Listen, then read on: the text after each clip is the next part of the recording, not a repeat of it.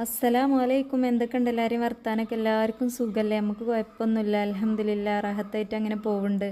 നിങ്ങളെല്ലാവരെയും കൂട്ടാൻ വർത്താനം വിശേഷമൊക്കെ കമൻറ്റ് കൂടെ പറയാൻ മറക്കരുത്. ആദ്യമായിട്ട് കാണുന്ന കൂട്ടുകാരോ ഇതുവരെയായിട്ടും സബ്സ്ക്രൈബ് ചെയ്യാൻ മറന്ന കൂട്ടുകാരൊക്കെ ഉണ്ടെങ്കിൽ സബ്സ്ക്രൈബ് ചെയ്യാനും അടുത്ത് കാണുന്ന ബെല്ലുമ്മ അമർത്തി കൊടുത്തിട്ട് ഓൾ ഓപ്ഷൻ നിൽക്കി കൊടുക്കാനൊന്നും ആരും അടിച്ച് നിൽക്കരുത് കേട്ടോ.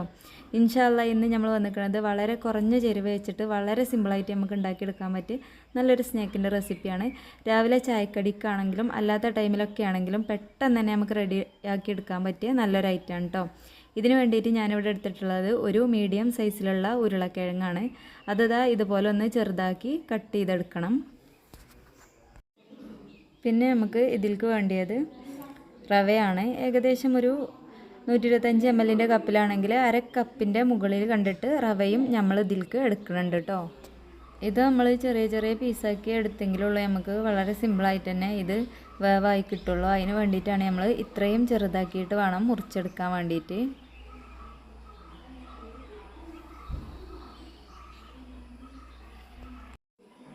അപ്പോൾ അത് അടുത്തതായിട്ട് ഞാൻ ഇതിലേക്ക് എടുത്തിട്ടുള്ളത് ഒരു 3 പോണ വെളുത്തുള്ളിയും അതേപോലെ തന്നെ ചെറിയൊരു കഷ്ണം ഇഞ്ചിയുമാണ് എടുത്തിട്ടുള്ളത്. അത് നമുക്ക് തൊലി കളഞ്ഞിട്ട് ചെറുതാക്കിയിട്ടൊന്ന് മുറിച്ചെടുക്കണം. നമ്മൾ ഫ്രൈ ആക്കാനൊക്കെ ചെറുതാക്കി നീളത്തിൽ അരിഞ്ഞെടുക്കുമല്ലോ, ആ ഒരു രീതിയിലാണ് ഇത് അരിഞ്ഞെടുക്കേണ്ടത്.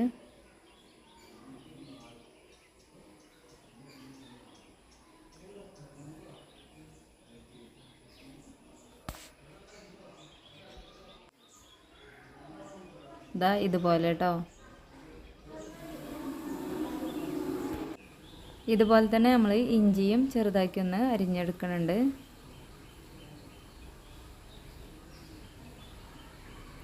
അടുത്തതായിട്ട് നമുക്ക് ഇത് വേവിച്ചെടുക്കാൻ വേണ്ടിയിട്ട് ചട്ടി വെച്ച് കൊടുത്തിട്ടുണ്ട്. ചട്ടി നല്ലപോലെ ചൂടാറി കഴിഞ്ഞാൽ ഇത്രയും റവയാണ് നമ്മൾ എടുത്തിട്ടുള്ളത് 125 ml കപ്പിൽ. അപ്പോൾ അതിന് ഏകദേശം ഒരു 1.5 കപ്പോളം വെള്ളം നമ്മൾ ഇതിലേക്ക് ഒഴിച്ചു കൊടുക്കണം.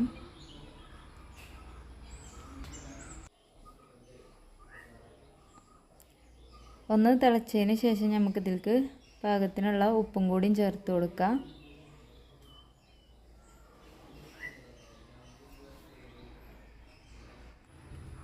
അടുത്തതായിട്ട് ഒരു ടീസ്പൂൺ നെയ്യ് കൂടി നമ്മൾ ഈ ഒരു വെള്ളത്തിൽ തന്നെ ഒഴിച്ചു കൊടുക്കുന്നുണ്ട്.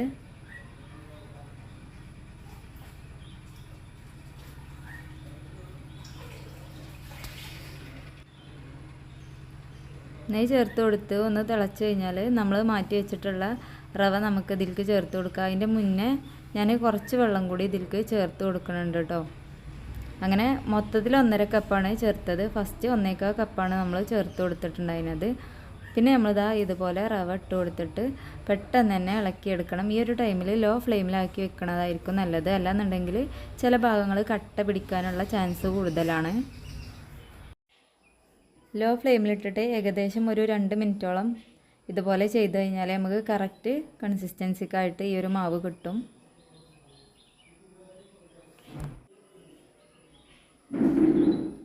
പിന്നെ നമ്മുടെ ചാനലിൽ ഈ ഒരു റെസിപ്പി മാത്രമല്ല ഒരുപാട് റെസിപ്പികളൊക്കെ അപ്ലോഡ് ആക്കിയതുണ്ട്.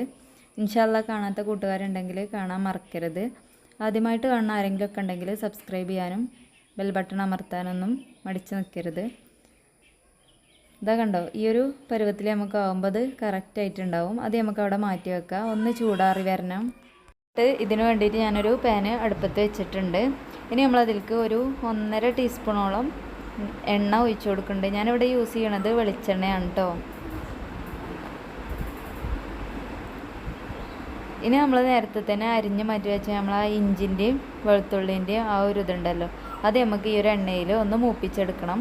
അത് മൂക്കുമ്പോൾ നല്ലൊരു സ്മെല്ല് വരുമല്ലോ, ആ ഒരു ടൈം വരെ നമ്മളിതൊന്ന് മൂപ്പിച്ചെടുക്കണം.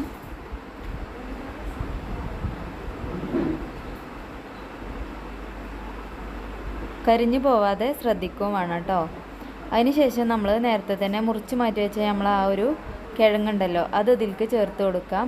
ഈ ഒരു എണ്ണയിൽ കടന്നിട്ട് തന്നെ ഇത് നല്ലപോലെ ഫ്രൈ ആവണ പോലെ വെന്ത് കിട്ടണം.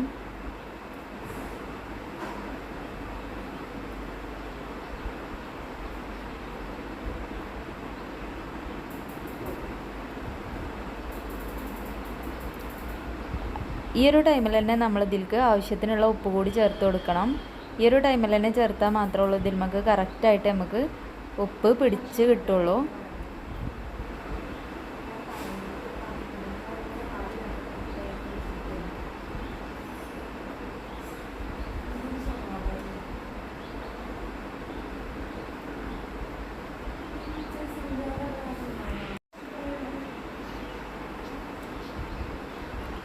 ഇതിപ്പോൾ ഏകദേശം ആയി വരുന്നുണ്ട്. അപ്പോൾ നല്ല പോലെ നമ്മൾ കറിക്കൊക്കെ ആവണ പോലെ തന്നെ നല്ല പോലെ സോഫ്റ്റായി വരണം ഈ ഒരു കിഴങ്ങിൻ്റെത്.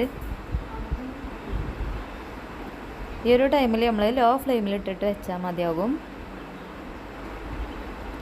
അടുത്തതായിട്ട് ഇതിലേക്ക് ചേർത്ത് കൊടുക്കേണ്ടത് മസാലപ്പൊടികളാണ്. ഒരുപാട് ഐറ്റംസ് മസാലപ്പൊടികളൊന്നും നമ്മൾ ഇതിലേക്ക് ചേർക്കേണ്ട ആവശ്യമില്ല.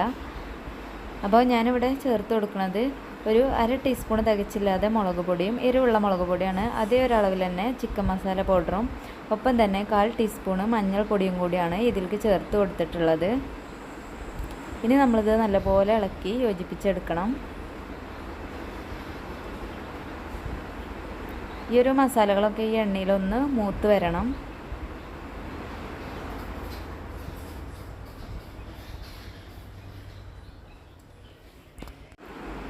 ഇതാ ഈ ഒരു പരുവം ആയിക്കഴിഞ്ഞാൽ പിന്നെ നമുക്ക് ഇതിലേക്ക് കുറച്ച് ടൊമാറ്റോ സോസാണ് ഒഴിച്ചു കൊടുക്കുന്നത്. നിങ്ങളുടെ കയ്യിൽ ടൊമാറ്റോ സോസ് ഇല്ല എന്നുണ്ടെങ്കിൽ ചെറിയൊരു തക്കാളി മുറിച്ചിട്ട് ഒന്ന് മിക്സിയുടെ ജാറിലിട്ട് അടിച്ചിട്ട് ഇതിലേക്ക് ചേർത്ത് കൊടുത്താൽ മതി. ഒപ്പം കുറച്ച് പഞ്ചസാരയും മുളകും കൂടിയും ചേർത്ത് കൊടുത്താൽ മതി കേട്ടോ. ഏകദേശം ഇത്രയും ആയിക്കഴിഞ്ഞാൽ പിന്നെ നമുക്കിത് വേവാനൊന്നും ഉണ്ടാവില്ല. നമ്മൾ കിഴങ്ങ് ഏകദേശം വെന്തിട്ട് വേണം നമ്മൾ ആ ഒരു ടൊമാറ്റോ സോസ് കൂടി ഒഴിച്ച് കൊടുക്കാൻ വേണ്ടിയിട്ട് കേട്ടോ. ഇനി നേരത്തെ തന്നെ നമ്മൾ റെഡിയാക്കി വെച്ച മാവുണ്ടല്ലോ, റവൻ്റെ മാവ്, ആ ഒരു മാവിൽ നമ്മൾ ഈ ഒരു മസാല ചേർത്ത് കൊടുക്കുകയാണ് ചെയ്യണത്. മസാല ചേർത്ത് കൊടുക്കുമ്പോൾ നല്ല ചൂടായതുകൊണ്ട് തന്നെ കൈ വെച്ചിട്ട് നമുക്ക് കുഴച്ചെടുക്കാൻ വേണ്ടിയിട്ട് പറ്റൂല. അപ്പോൾ നമ്മളിതാ ഇതുപോലെ സ്പാച്ചുലയോ സ്പൂണോ എന്തെങ്കിലും വെച്ചിട്ട് നല്ല പോലെ ഒന്ന് ബ്ലെൻഡ് ചെയ്തെടുക്കണം. നല്ല പോലെ ഇത് മിക്സ് ആവണം. ഈ ഒരു മാവും ഈ ഒരു മസാലയും നല്ല പോലെ മിക്സായി കിട്ടണം.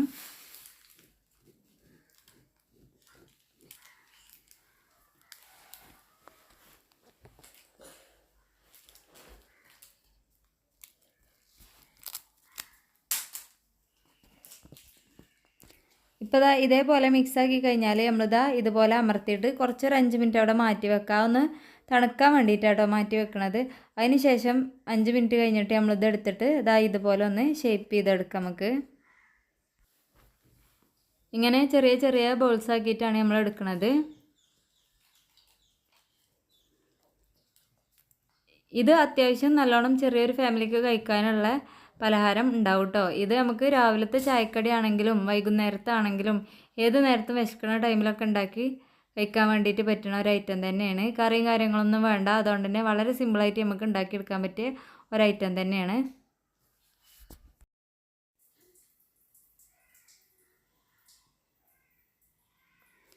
നല്ല ചെറിയ ഉരുളകളാക്കിയിട്ട് എടുക്കുക. ഈ ഒരു വലുപ്പത്തിൽ ഒരു മീഡിയം സൈസിലുള്ള ഉരുളകളാക്കിയിട്ട് നമുക്ക് എടുക്കാൻ വേണ്ടിയിട്ട് പറ്റും കേട്ടോ.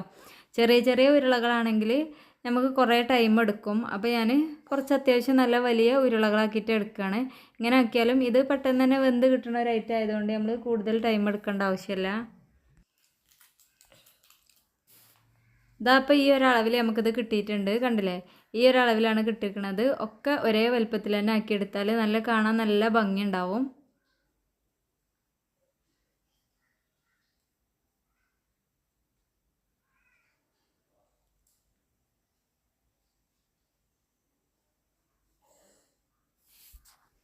ഇനി നമുക്കിതൊന്ന് വറവാക്കി എടുക്കണം. അതിന് വേണ്ടിയിട്ട് നമ്മൾ ഒരു പാന് അടുപ്പത്ത് വെച്ചിട്ടുണ്ട്.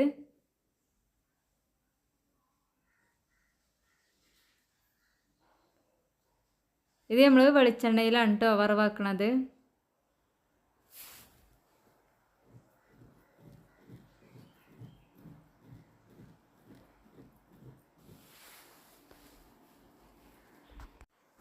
ഞാനിവിടെ 2 ടീസ്പൂണോളം എണ്ണ എടുത്തിട്ടുണ്ട്. വെളിച്ചെണ്ണയാണ് ഞാൻ എടുത്തിട്ടുള്ളത്. പിന്നെ ഒരു 1/4 ടീസ്പൂണ് കടുകാണ് ഇതിലേക്ക് നമ്മൾ ചേർത്ത് കൊടുക്കുന്നത്.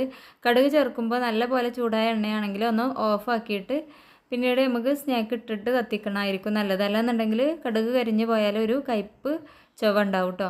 അപ്പോൾ നമ്മൾ ഫ്ലെയിമൊക്കെ ഓഫാക്കിയിട്ട് ഇതിലേക്ക് ഇത് ചേർത്ത് കൊടുക്കണം. അതിന് ശേഷം മാത്രം ഫ്ലെയിമൊന്ന് ഓണാക്കി എടുക്കുകയാണ് ചെയ്യണത്. ഇനി നമ്മൾ ഈ ഒരു കടുക് എല്ലായിടത്തും ആവാൻ കണ്ടിട്ടൊന്ന് ഇളക്കി യോജിപ്പിച്ച് കൊടുക്കണം.